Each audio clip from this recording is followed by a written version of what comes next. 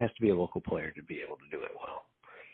So, that's certainly one experience that I have there. Right.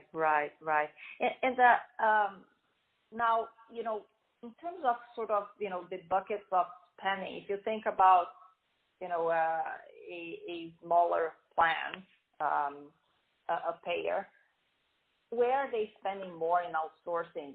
Are they spending a lot, and I don't know if you have sort of buckets of spending, if there is any kind of, number in your mind in terms of, out of our outsourcing, probably X% goes into the UN, pre-authorization setting. X% will go into kind of putting boots on the ground. X% goes into, other programs. So I'm just trying to get a sense of how large are those buckets, in the relative spending for a health plan? And again, it depends on the health plan, and and it's going to differ.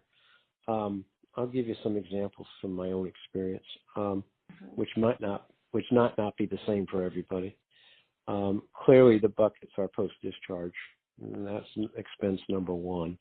And whatever we did to focus on that, that's where a majority of dollars were. Number two had to do outpatient specialty services, where I didn't have expertise. And by the way, you asked me if there were other areas, and there are two that we haven't talked about. The first has to do with cardiology and cardiology procedures, usually in the radiology area.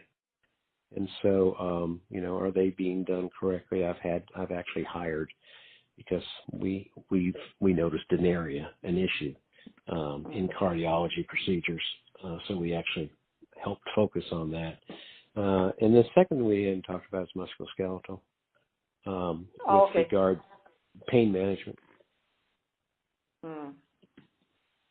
Got it. Yeah, so, actually, we did hear from some other folks that those were certain areas that they also tended to kind of invest on outsourcing, because they just felt like there is just not enough depth, and in general, they wouldn't have the justifiable, sort of investment to build those specialties within the health plan, and would rather leverage, an organization that was just doing that, and then, broadening their scope of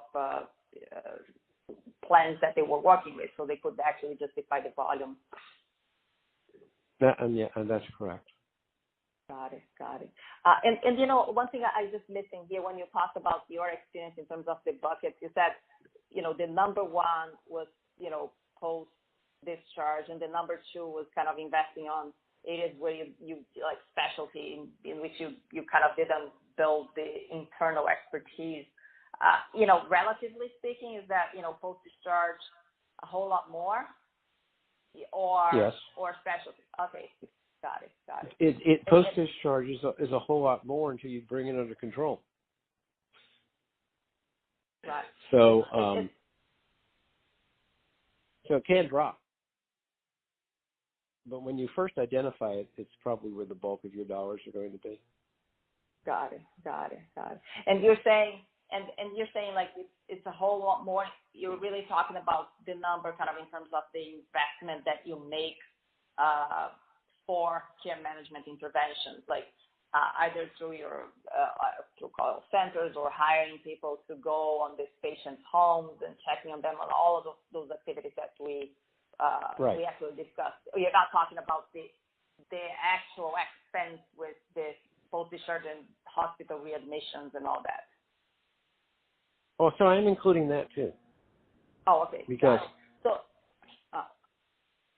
Because that's what's driving the whole intervention, right?